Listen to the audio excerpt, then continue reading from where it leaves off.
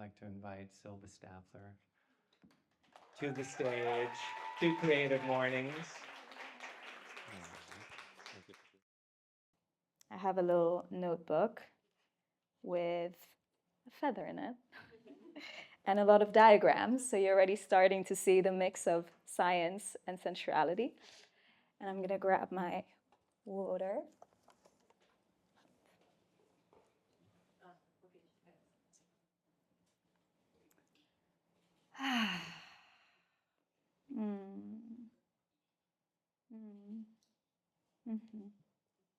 Welcome. Welcome.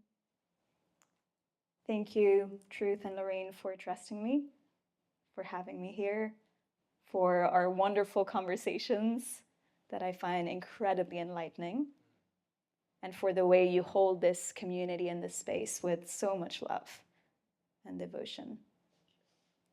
And thank you so much, Anna, for your introduction. You're going to see in a moment how fitting it is to what we're exploring today. And yeah, it feels really good to be in this space. And I want to acknowledge every single one of you for being here, for your courage, first of all, to wake up so early in the morning, which for Lisbon standards is quite early, but also to come to a Creative Mornings event, whether it's your first one or you've been to many. You'll see in a moment there's something very courageous about being creative and daring to consider yourself creative. So I really want to acknowledge your courage for being here, for showing yourself, and for throwing yourself in, not really knowing what's going to happen. I want to share a little story before I tell you where we're going to go today. And it actually connects to Mariana Nana, who I was texting last night, telling her, I feel very nervous. I'm having this moment of, what the hell am I doing? Why am I doing this? And I told her my little 6-year-old is coming up, and she's scared that she's going to fuck it up, that she's going to fail, that she's going to be humiliated, that she's going to be pushed away. And Nana shared the most beautiful words, told me I was going to make it, but mostly told me, share about that. Tell them about your little girl.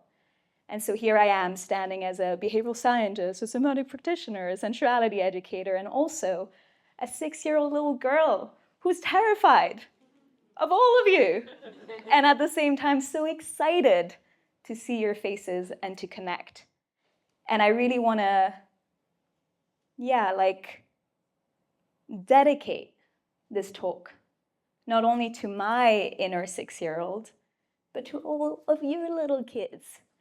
And perhaps the experiences you had in your life that didn't make you feel welcome. Know that they are welcome here. And perhaps this talk will give them something to play with and be with. Okay, so I understand a little bit who's in the room. Put your hand up if you're a +1 and you have no idea what you're doing here. No? Oh, almost? Okay, great, yes.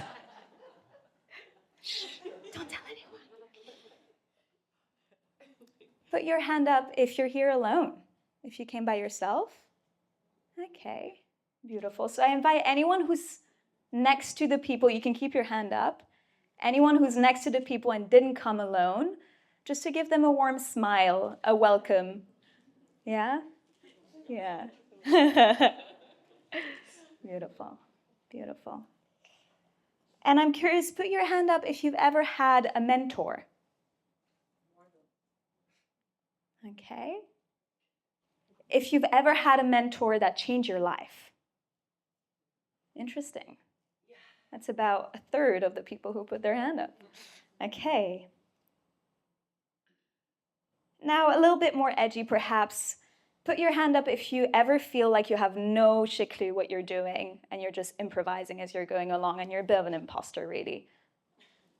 Yeah? Okay, I invite you to look around and to just see how many people have their hand up. Okay.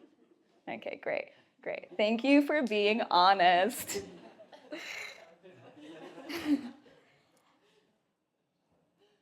Put your hand up if you've ever felt lost, like you didn't know what the right next step was.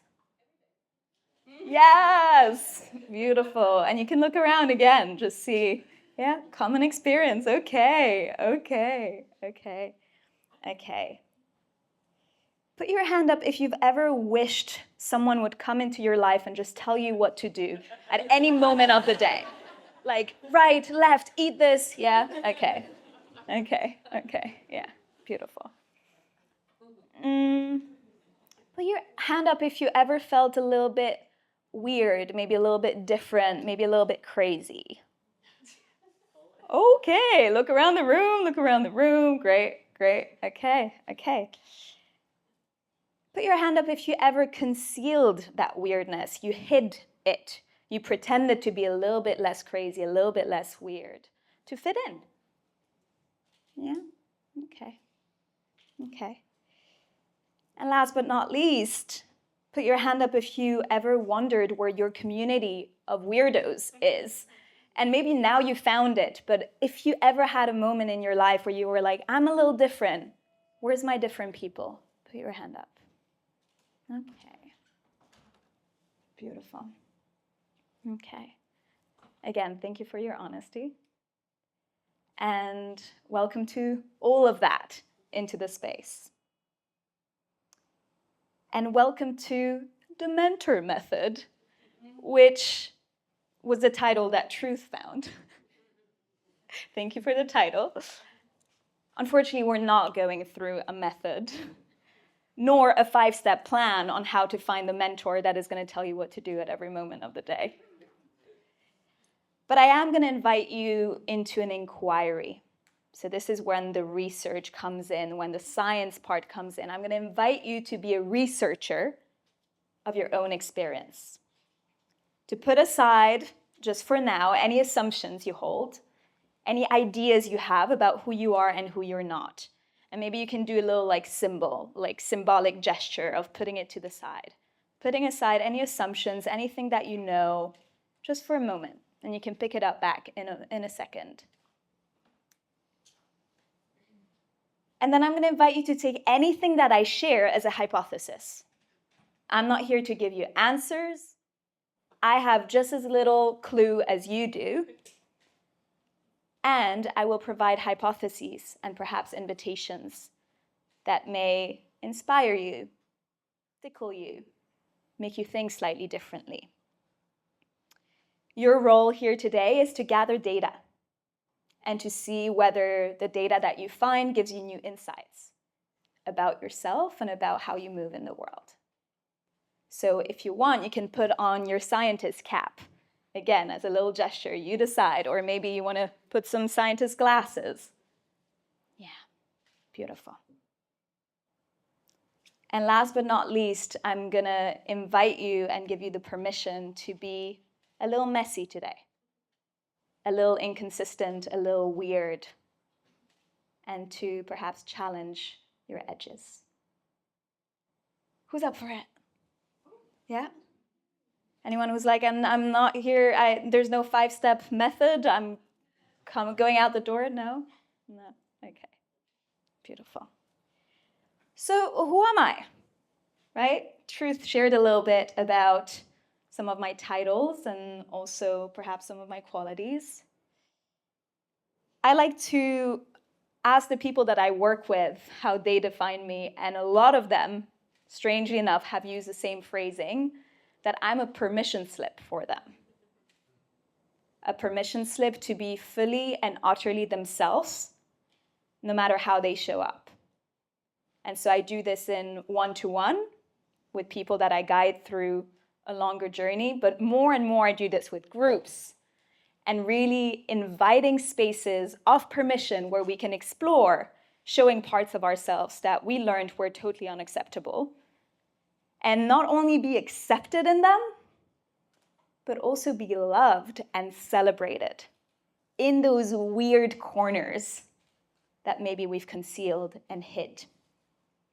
Now, why does it matter to me, right? Not only what I do, but the person behind. I told you about my little 6-year-old, right? And my little 6-year-old, that was about the time that I learned to be very polished, to perform, to put other people's needs before my own in order to make sure that everybody else was happy. Now, it's interesting because this polish took on many different forms. It took the form of good grades at school. It took the form of an excellent university. It took the form of a great job as a behavioral consultant in London. But then it got a little bit more sneaky when it started showing itself in my career change as a coach, as a scientist, and then also in my spiritual practices, becoming the best meditator, the best faster, the best anything, until many moments in my life showed me that that was not the path.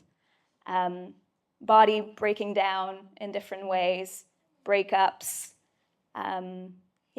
sudden changes that I might tell you a little bit more about, which really brought the question of, who am I beyond the performance, beyond the polish?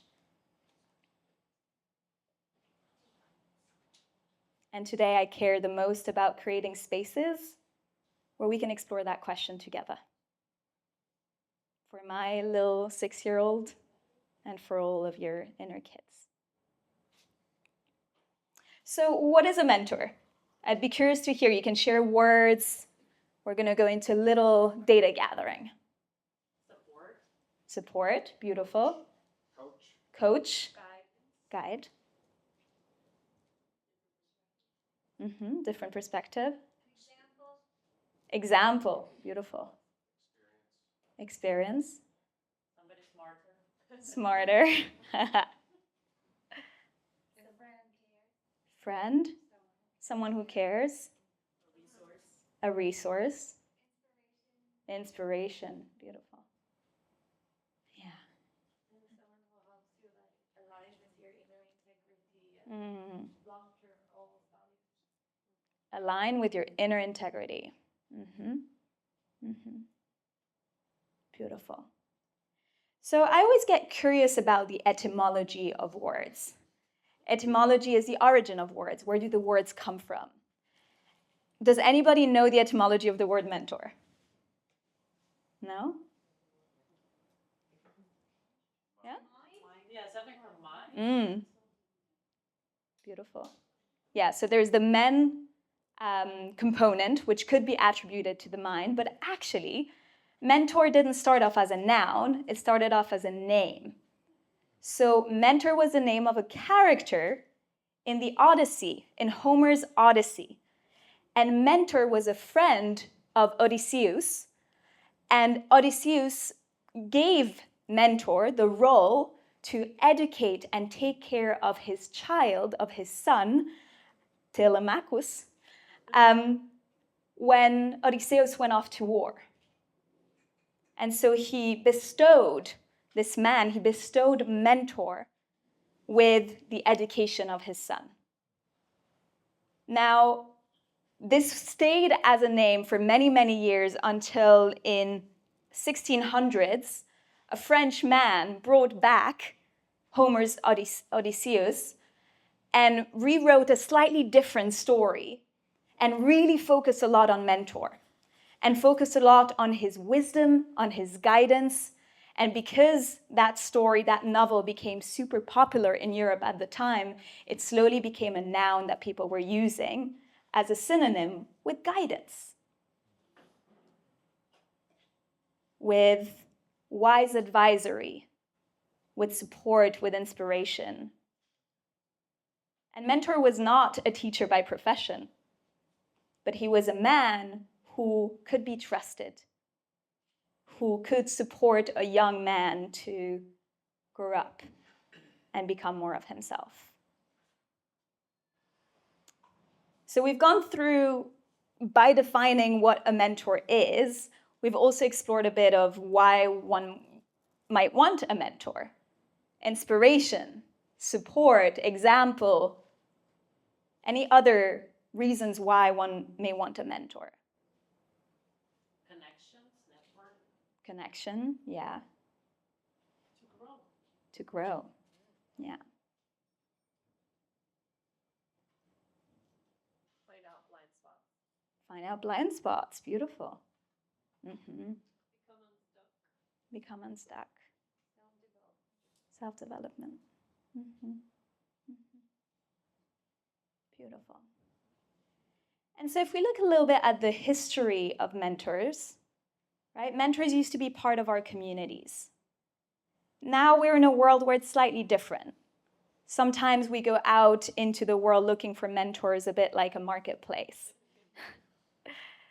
And my sense is that because of the breakdown of a lot of what used to inspire, support us, hold us, give us this mirroring, this feedback, there is even more this longing for a mentor. Even more this urge, this desire to find someone who will give us guidance. And I often see people looking for answers. So I told you that I also have a coaching practice. I've been doing this for 7 years, and one of the main questions I get asked is, what would you do? People come looking for advice and looking for a clear trajectory, right? So maybe part of the looking for a mentor is looking for a clear trajectory. Looking for that easy road, easy line that we can follow. Easy not because it's easy, but because it's predefined. Yeah? And a lot of you put your hand up, right? Wanting to, at any moment, have someone tell them what to do. And it brings me to this quote that has been attributed to both Joseph Campbell and Carl Jung. So we know it's archetypical in nature, and we know that probably neither of them said it. But I like the quote. If the path before you is clear, you're probably on someone else's. You can sit with that for just a moment. If the path before you is clear, you're probably on someone else's. Yeah? Right, so a lot of us look for mentors to have that clear path. And yet, there's a very big chance that your own path, your unique path, your path, is actually more of like a squiggly line that as you're walking, it just looks like all these bushes coming in. Yeah? But we want the clear trajectory. Now, in my opinion, and I'm curious to hear what you think about this, a mentor is similar to what Avi said. A mentor is someone who actually doesn't give us a predefined trajectory, right? But is someone who supports us in finding our own unique trajectory, our own unique path. And this is similar to leadership. Good leadership isn't there to make us feel like we should be more like them. Good leadership makes us feel like we can do things, right? It makes us activate our inner leader. So a good mentor helps us activate our inner mentor. Our trust in our own inner guidance system. Our mix of experiences and memories, knowledge, wisdom, and perhaps a little bit of magic. You know that feeling when you're like, I know I'm supposed to go that way. Some people call it intuition.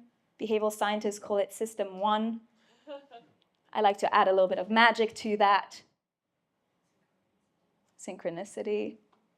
Who's ever had that feeling, that like intuitive sense, that inner guidance system? Yeah? Okay. Beautiful. So mentors are really cool, right? Especially good mentors are really, really cool. They're dope. That's what I wrote down. But they will never remove the discomfort of walking our own wiggly path. Now, why is it so uncomfortable? Do you have an idea? Why is it so uncomfortable to walk a wiggly path that never anybody else has walked before? Unpredictable. Unpredictable. Uncertain. Unsafe. Yes. Yeah. Scary. Oh, yes. Unfair? Sometimes you feel like it's unfair that you have to walk this. Ooh, I like that. Yeah. Yeah. Anyone had that feeling? Unfair that you have to walk your own path? When for other people it looks so easy. Just like one step after the other, and you're like, I have no idea. Yeah. Yeah. Yeah. Yeah. Well, behavioral science has an answer on why it's so uncomfortable for us. And it boils down to one of the greatest findings of the last decade, which was actually found by Nick Chater, a wonderful academic that I had the pleasure to do my master's with, and who found that almost every behavioral bias, so every way that we kind of deviate from rational behavior or from what is expected of us, can be boiled down to one urge. And that is the urge to be consistent with our own story.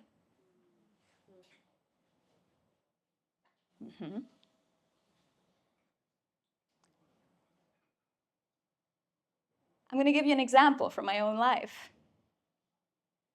I, for many years, sought? Whoa, sought. English is not my first language. Fifth, yeah. Sought what I thought was amazing partners for me, which always ended up turning out quite unavailable, and who I then realized I felt some sort of incredible pleasure about the familiarity of rejection, the familiarity of love being hard and chaotic, which of course was what I experienced in my childhood. But for so many years, I favored the familiarity of that feeling over probably all the health benefits I would get from being with a stable partner who truly loved me. Now, why do we want to be so consistent with our own stories? It's comfortable. Comfortable. Familiar. Safe.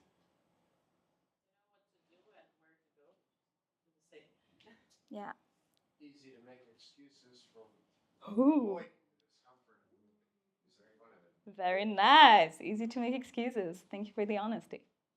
Yeah. Perceived control. Perceived control. Beautiful. Beautiful. So you all shared about kind of your inner why, right? And it's true, our brains are literally designed to favor familiarity over novelty, especially if it brings up some discomfort. But the real reason why we do it, according to this research, is because that's what people prefer when we are consistent with the story we tell them. So they can predict us. So they know where to place us in space. So they know we're going to stay loyal and faithful in the way we're showing up. Who's ever had the experience of having quite a big change in their lives, right? Maybe you started meditating and became really calm, or you moved to another country, and then you went back to your places of origin, maybe your family, maybe your original friendship group, and you felt a little bit of a distance, maybe a little bit less accepted, maybe a bit of this slight punishment for being different. Ever had that feeling? Yeah. Okay. Yeah, that's exactly it, right? You change, you go off script, there's chances you'll be punished. Now, we can say, okay, well, you'll just do you and you should be strong and not care. We're social creatures. If there's one thing that is sure about humans is that we're social creatures. We're wired for connection. The reason why we're still alive on this planet is because we wired for connection. We collaborated. So it's not because you're weak in will. It's because that's literally how we're wired. Acceptance is not a nice extra, it's a basic need for survival. Now, there's fascinating research that brings this a little bit into context and connects it to Creative Mornings. And it's research that's been ran on creatives and innovators. And what they find is that creators and innovators, and this could be people who are actually, like innovating inventors in the world, but it could literally be you choosing a different path than your family line. That makes you a creator. It could be you designing your life slightly different than the people around you. That makes you a creator. And what they saw is that the creators had to straddle a tension between their individual need for uniqueness, creativity, expression, and then their collective need for fitting in, for belonging. Thank you, Anna. Right? And so many feel like they have to choose one or the other. Either I create, I innovate, I'm different, or I fit in and I'm safe. Because the creativity, the innovation may get to a place that is actually really uncomfortable to the other people. Find that edge that we never know where exactly it is, where we just go a little bit too far beyond the norm of what's accepted. And we literally carry it in ourselves, the memory of being punished for being a little bit too different, creative. I mean, how many inventors are now geniuses and at the time were completely ostracized? So it's wired.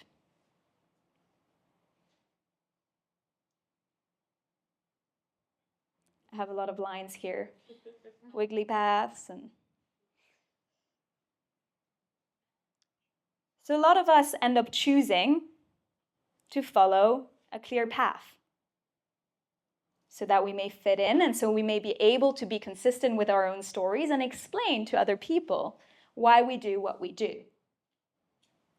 But my experience working with people throughout all these years and the research shows is that many of us experience these cracks in our lives. These moments where all of a sudden the story doesn't work. It's kind of annoying. It just falls apart and you're like, oh no, I like the story. I want the story to stay. And maybe an illness, an accident, a breakup, a trip, a conversation, maybe just a meditation. We're like, oh no, this is not my path. And what most people do in that moment is they isolate. I can speak about my own experience of having traveled the world and I was this nomad and coach, and then a breakup happened and then I had a complete body collapse. I was like, oh no, it's not my path. I'm not meant to live in New York with a guy who's totally unavailable and never promised me that he'd love me. And so I isolated. And there's power in isolation, right? We sometimes need to find ourselves again.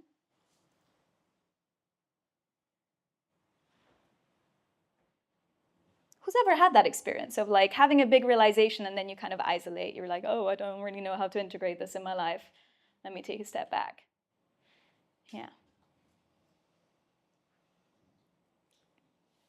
And then what? Right?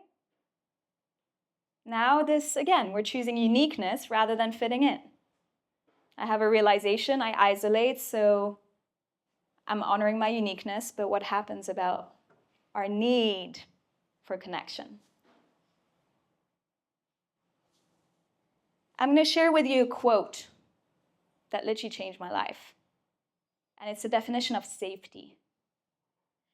It's from Stephen Porges, who's the founder of polyvagal theory. If you know what that is, it's a revolutionary nervous system model that really changed the world of trauma and therapy.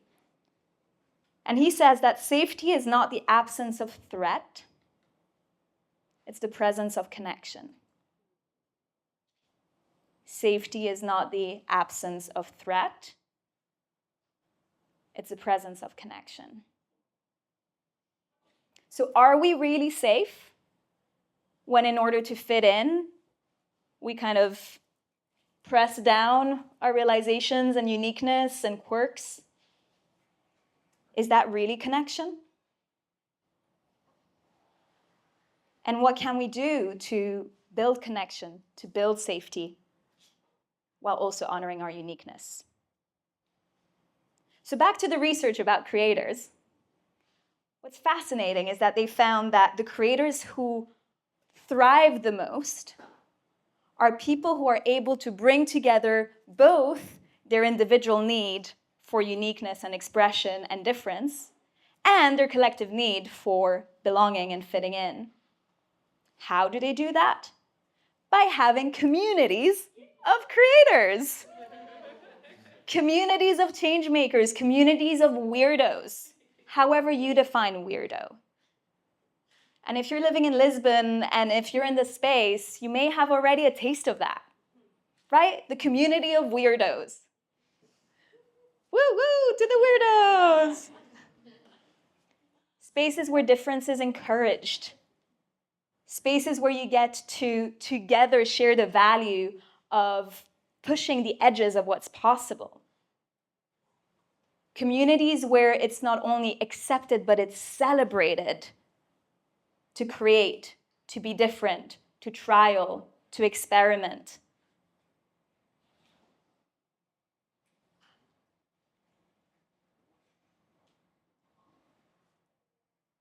Spaces where we can really have an embodied experience in our bones of what it feels like to do all the things that used to be unacceptable, and not only be accepted, but loved and seen in them, celebrated in them. So welcome to one of these communities.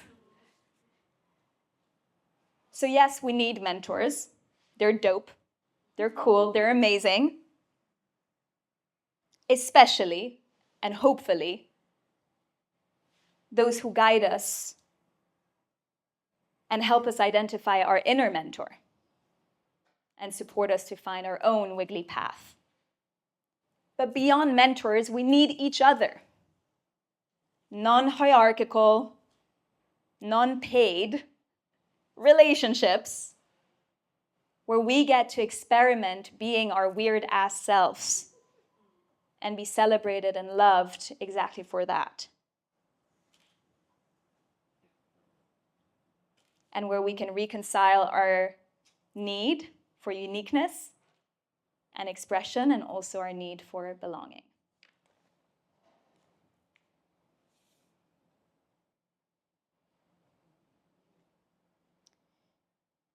We're going to get into some exercises,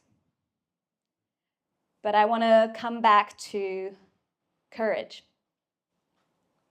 and quote now the painter Matisse, French, and now you can hear that I am French.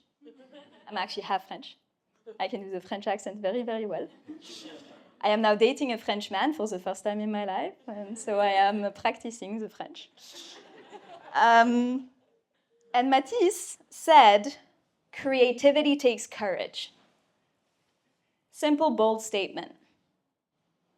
And I want to add to that walking your own path takes courage. That true belonging takes courage. That following your inner guidance system takes courage. That showing yourself to other people in all your weird and wiggly parts takes courage. That you are really fucking courageous. And that together maybe we can be even more courageous. I'm going to end with a quote from Brené Brown. Who loves Brené Brown in the room? Yes, to Brené Brown. True belonging doesn't require us to change who we are. I'm going to put a little note here, aka it doesn't require us to follow a clear path and then be able to explain to other people while feeling very disconnected from the path that we're walking. She didn't say that, I said that.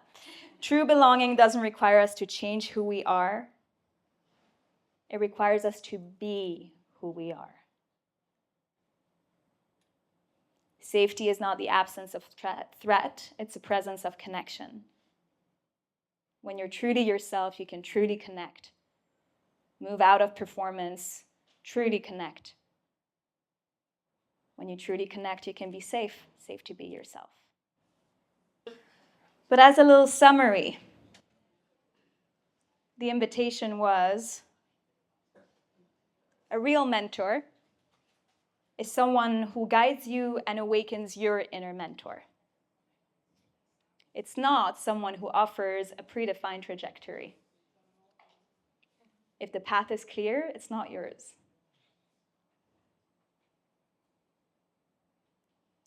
We don't walk our squiggly path, our different path, because we're scared to be judged. So often we betray ourselves to fit in. We betray our uniqueness to fit in. The answer is not to isolate or to blindly follow somebody else's path, but to practice both uniqueness and belonging by coming together in communities of creators, experimenters, change makers, weirdos, and about finding safety in the connection that's available when we're truly ourselves. So be weird. Show yourself. You're not an imposter, you're courageous. And your squiggly path is so fucking beautiful.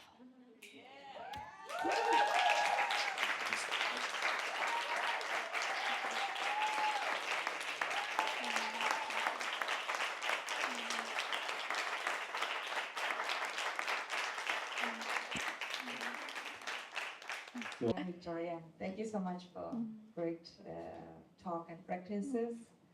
What do you do on a daily basis to support your weirdness and to get uncomfortable and change your path to not get to the same destructive patterns? Beautiful question. There's probably a lot of different answers to this. And my question would be, what do you think supports you most? But what I do is I try to challenge myself, and when I feel like not sharing something with a friend, with a beloved, with a family member, to try. Reaching out to friends, telling them I'm really nervous about the talk is not something I used to do.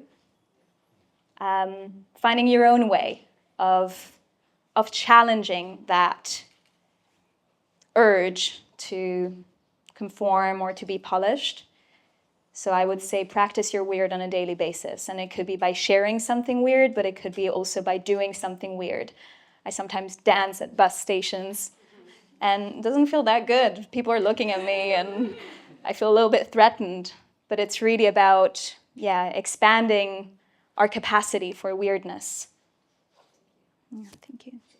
So my question is, so I really like the phrase that if the path is clear, it's not yours. Like I really resonated with that. However, you have a business, I have a business, I think some people here have a business. What would you say to all the business mentors and business coaches who constantly tell us, you have to have a clear 5-year plan? Or like, what's your take on that, and how do you integrate this saying in your own business? Beautiful question. I feel like we should organize a round table around that. I personally don't work with mentors and with people who give me a 5-step approach. This is going to happen, and this is going to happen, and this is going to happen. It might be silly, right? I might be missing out, but I know it doesn't work for me. I tend to look to work with people who give me some goalposts of this might happen, but who really have the scientist lens of, well, we know the general direction, we know how we want to feel, we know maybe some of the outcomes we want to see, but then the path doesn't have to be defined, and at every goalpost, whether we meet it or not, we adapt and we adjust. So I'm not saying if the path is clear, then it's not yours, that you should never, right, have a plan and try to know in what direction you're going. It's more of an invitation to constantly be curious, be a researcher, experiment, and adjust, knowing that often, and that's been my experience, every single thing I've done, and that's the fun thing of having my own business, is that I get to play and experiment. I would have never guessed the roads that I took, ever. So it helped me to have a general direction, but then to stay really curious in the process. And as Truth shared, of really seeing each failure also as a teacher. I don't know if that answers the question. Yeah. About having a clear outcome, but being flexible about the path. Exactly. You're a great summarizer. Thank you. What if there's no clear outcome? You failed. Any other questions? I don't know how to answer that one. Define failure then. Mm-hmm. Yeah. Receive it. Yeah. Redefine failure, you said? Yeah, that's good. And also perhaps redefine outcome, right? Because the outcome might be something tangible, or it might be just a feeling. I want to feel like my life is flowing, like I'm excited in the morning. Yeah. Anyone else? Last question? Oh, pressure. Hello. Hello. I'm Amalia. Nice to meet you. How I know this, I'm sure it's been a process, but could you give us a little insight into how you kind of wove together the science and the spiritual? Because those two things I don't think are different, but societally are often kept in pretty separate boxes. So I was just curious. Well, it's interesting because I work mostly with people who come to me for the science. So I didn't mention this, but I work mostly with high achievers who are also very sensitive and who need to have their mind convinced before they can open up. And often they actually come to me because they want to be more in the fluid, in the magical of life, but they need the science in order to be reassured. And I serve these people because I am one of these people. So the way that I see science is as a structure, right? An initial structure that gives some, again, signposts that can then support the unfolding. The way that I weave it is I usually present the science first. And then when there's more trust, then we can ask questions. For me, spirituality is all about questions. It's not about answers, actually. So there's the mix of the science that gives answers, that gives us a bit of a structure, and then we can open up and ask questions that often need to be remained unanswered. I find them super complementary. And I do feel that both science and spirituality really require inquiry. And the moment we're fixed on something, then we're not a scientist. We're dogmatic. Same thing in spirituality. If it's a spirituality that gives us an answer, to me it's not spirituality, it's dogma. I don't know if that was... Yeah. Whoop.